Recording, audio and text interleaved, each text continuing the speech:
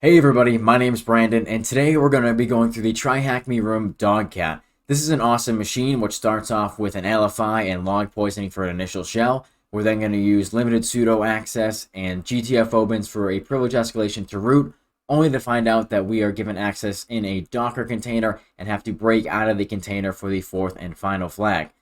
So to get started, let's take a look at this initial nmap scan that I have here. Basically, we have ports 80 and 22 open, so we have Apache running and OpenSSH. Taking a look at the website, we can see that it gives us a selection of what we'd like to see, a dog or a cat. Personally, I'm more of a dog person. Click on dog, we can see that we get a picture of a dog. Cat gives us a picture of a cat. Now, as we click on these, it will change to different images, but the important thing to take note of here is that we have this PHP parameter view, and then it's either going to be dog or cat depending on the button that we press. Now, whenever you see a website like this where you have some sort of PHP parameter that's dependent on something that you can enter into it, and then it shows you some different content, that should kind of get your senses flowing that maybe there's an LFI in place. If you're not familiar with LFI, that is a local file inclusion. Basically, that allows you to read files off of the local file system, and that being the server. So you can start to get access to things that you shouldn't normally have access to. Now, looking at this, it seems like if we check the page source, it's going to show us something in the dogs folder if we click on dog and then a number.jpg.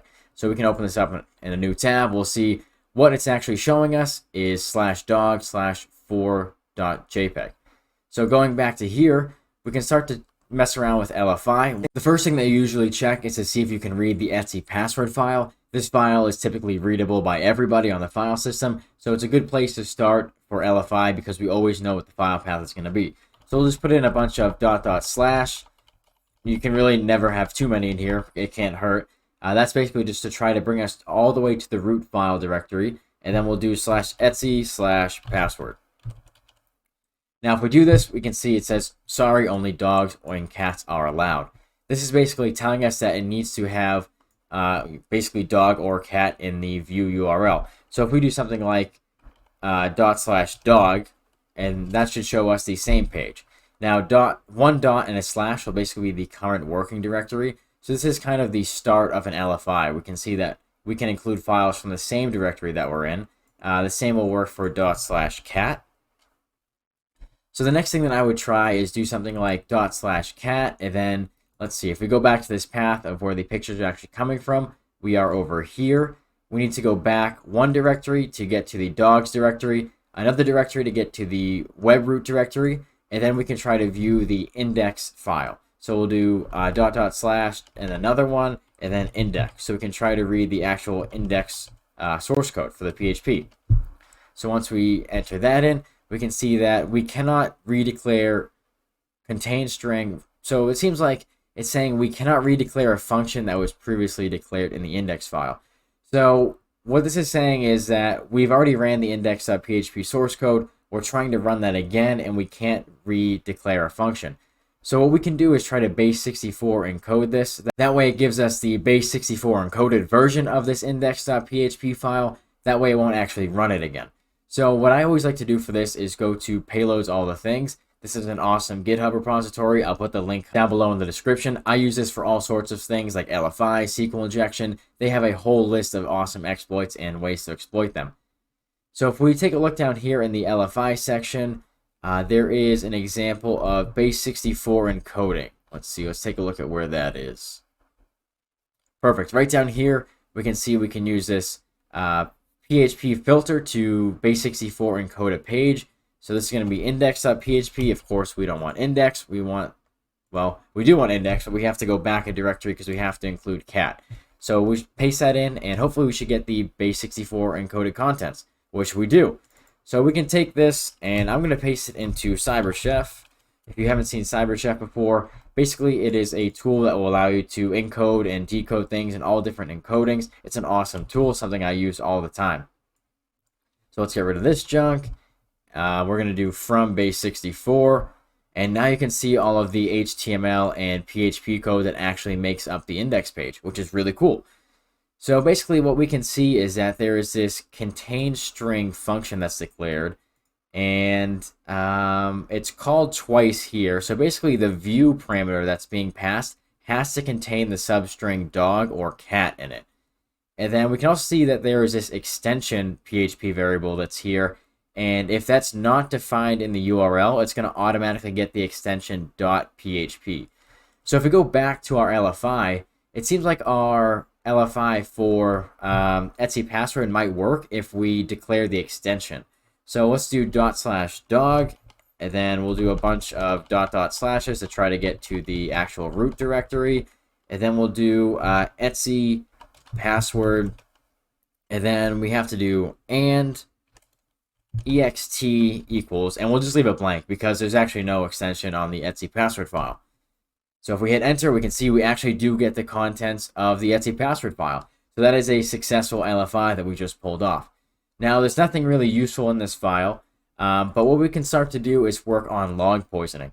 Now basically this is an attack where we can create log entries in a log file, and then using the LFI we can open the log file up, and the entries that we made before will have some sort of malicious code in them that will actually be executed when the log file is open with the LFI.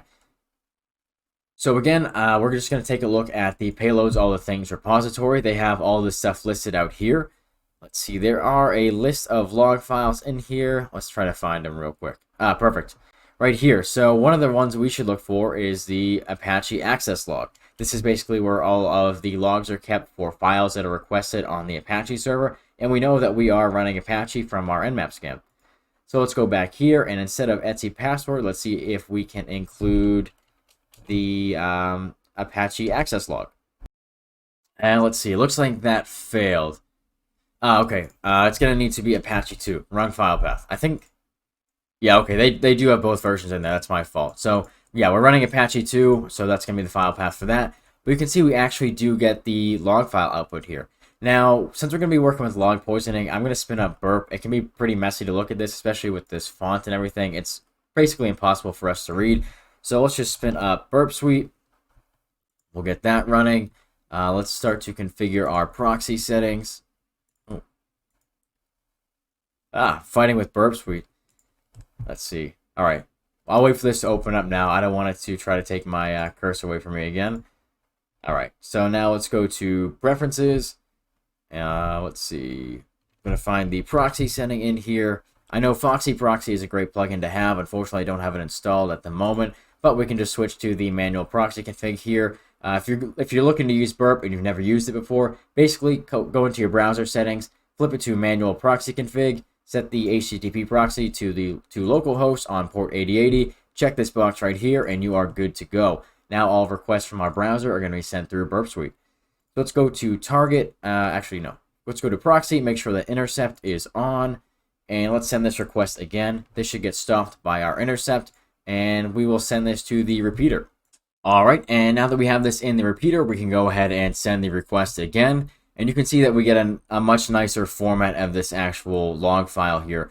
So we can see some interesting information like the IP address that the request came from, the date, the actual resource that they requested, and if we scroll over, we can also see the user agent. So the user agent here is what we can actually abuse. So if we put some PHP code in here that, will be actually executed by the server instead of just, spitting out some text, that's what we can start to get some remote code execution going on here from log poisoning. So what we're going to do is we're going to actually change our user agent. What we can do is something like, we'll do PHP, and then we'll do a system call. All right, and let me just make sure I close these tags out, put a semicolon here. Now what we're going to put in here is a parameter get. So we'll do a $_get, and then we want to get, let's see, let's call it CMD. That's a pretty common thing to do, is something like this. Basically, what we can do here is add an extra PHP parameter. We'll call it CMD. So we'll do and CMD is equal to who am I. Now, whenever this runs, this user agent code here should be what's in our user agent in the log. But this is actually going to get run by the server. So it's going to look for the command parameter, which is here. Put that into a system call, and now we should be able to get an arbitrary code execution through log poisoning. So let's send it and see what happens. All right, so now if we scroll down here, we can see that we have our request down here for our command who am I, And we can see that we are running as www data. So we actually do have command execution here. Now we can change this to something like, I don't know, cat etc password, just to make sure. And then what we need to do is URL encode this, so we can just highlight it. Let's see, convert selection, URL, and URL encode. Now if we send this again, we can see that we get the contents of the etc password file in the actual log file. So now we have confirmed remote code execution. Now we should try to get a reverse shell. So in order to do this, I'm just going to look up a bash reverse shell and see what we get. Oh, let me turn burp off real quick. I did not import the CA. All right, let's try this again. Let's go to High on Coffee. It's a great site to go to get some reverse shells. So let's see, let's try, this is the bash reverse shell that I typically use. So we'll paste this into burp. Let's see, this is going to be our command.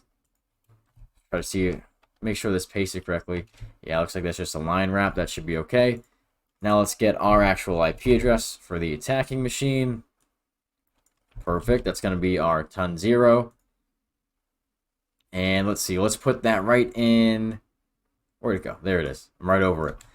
And we'll say we're going to run this on port 443. So that's something I would recommend is whenever you're doing reverse shells, I see a lot of people put like port 4444 or like some random high port. I would stick to some common ports because it's going to give you a lot better chance of getting around firewalls if they're actually involved. If you're looking to do the OSCP, that's something I would definitely recommend getting used to before you start doing any of the labs. You definitely want to keep firewalls in mind, or if you're doing real pen tests, I mean, they're probably not going to allow you to establish connections on like some random high port. So get in the habit of using some common ports like 443 or 53 or 80, whatever you can use. But enough said, let's go back. Actually, we need to URL encode this as well. So we'll right click on this, convert selection, URL, and URL encode.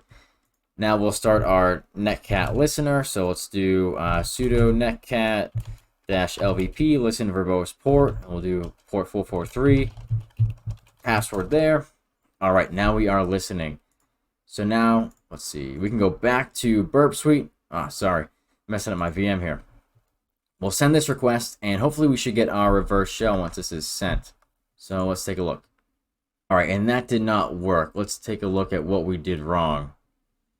It seems like our bash reverse shell just isn't working. I'm going to go ahead and try a PHP reverse shell. We know PHP is on the box, so hopefully this PHP reverse shell should work. And sometimes that happens when you're trying to pop a reverse shell. The first one that you try might not work. It doesn't mean that you can't get a reverse shell. It just means that you should try a different method of doing so. So let's paste in this command to get a PHP reverse shell here. We just get the IP off of here so I don't have to go back to my terminal. All right, we'll put this in the attacking IP section. We'll change our port to 443. And then let's get rid of this here. Perfect. We're going to URL encode all of this again. Perfect. And now let's send it and see what happens. All right, so no log there, and we can see we did get a reverse shell. Awesome, that's a great feeling. So now we have initial access to the box, and if we type in who am I, we are www data. Now it's super annoying when you're in these like non-interactive shells like this. You can actually get a full PTY out of here with Python. Let's make sure that Python is actually installed in the box. We'll do which Python, nothing, which Python 3, nothing. Let's try to do it with sh. So we'll do /bin/sh -i. All right, so it looks like we can't actually get a TTY on here. That's the only ways I can think of doing it is with Python or at bin/sh, but that's all right. We can live with this. So if we do an ls, we can see here is a flag. So we have the first flag right there. I'm not going to open it up, but there it is. Now, the first thing that I would recommend doing whenever you get a shell as www data is, of course, investigating whatever is in the web root. So we're going to go to var www html, and let's take a look at what is in here. Actually, is that the same directory we were just in? Yeah, of course. Okay, that's usually www data's home directory. So we have the flag there. Now that we can see all of the HTML code, we'll just go back. Let's see, we'll do cd ... and we can see that there's flag 2 there. So we have flags 1 and 2 both in the /var/www directory. One is just in the HTML folder. So now for privilege escalation, let's take a look at what we can do. Typically, what I would recommend doing is running some sort of privilege escalation script like linenum. I actually went through that in my last video, so if you haven't seen that, please go check that out. Did a big in-depth talk about how to use linenum and breaking down each section by section on how you can use it for privilege escalation. Now, typically before I run linenum, honestly, one of the things I always check is for sudo access, because that can be the easiest way for privilege escalation. So you can do that by doing sudo-l. That will list the things that we can run as sudo. Now, from this, we can see that user www.data may run the following commands, which we can run as root with no password, user bin env. So basically, we can run the environment command without a password as root. Now, a great website to cross-reference this stuff with is GTFO bins. So if we take a look at that, this can give us an awesome way to, this can give us an awesome way to actually get a shell or a reverse shell or some sort of access from a binary whenever you have sudo or setuid permissions for it. So what we can do is just search here for the env binary, and we have access to use it as sudo. So let's click on that, and it's going to show us how we can, perform privilege escalation with sudo access to it.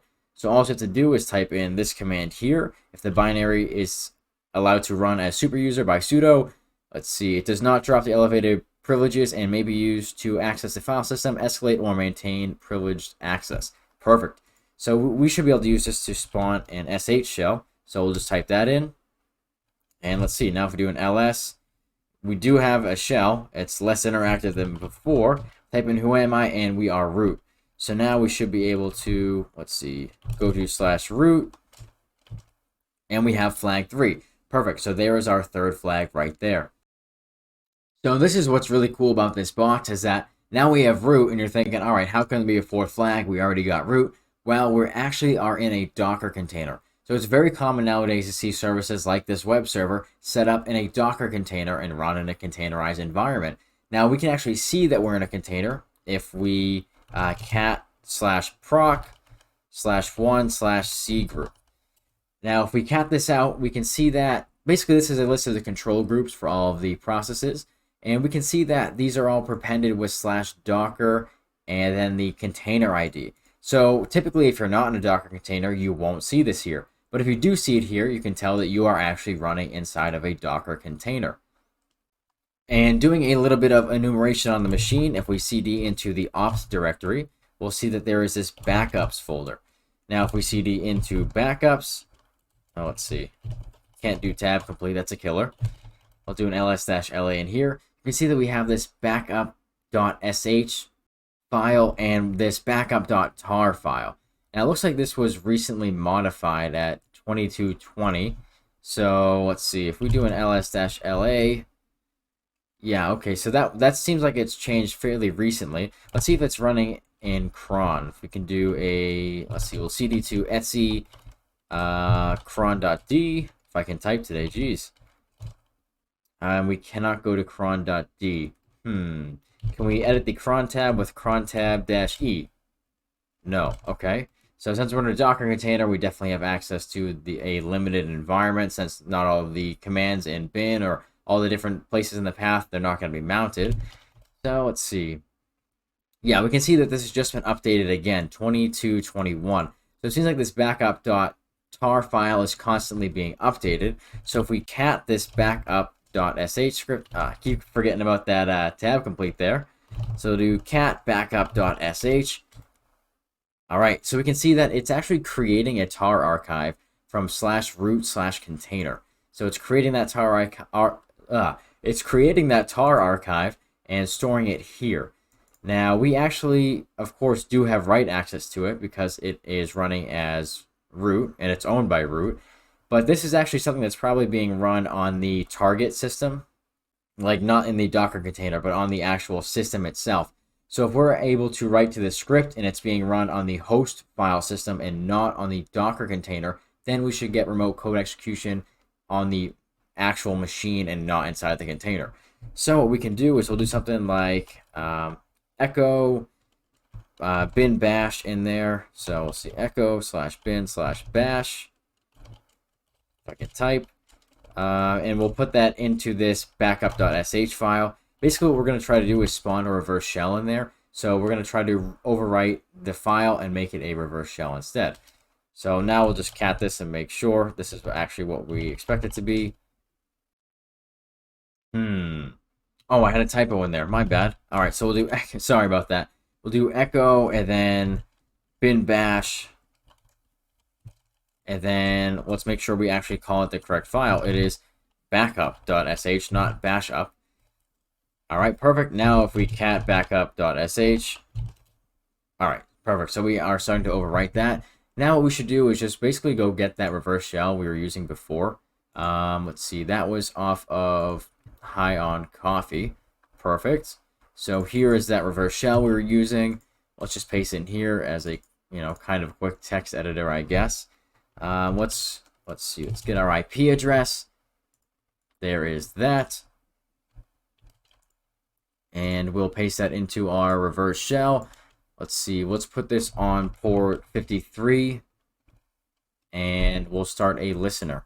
So we'll do, let's see, sudo netcat-lvp 53, enter in our password. All right, so now we got that netcat listener started. Here is our reverse shell, and let's paste that into our terminal. All right, so let's see.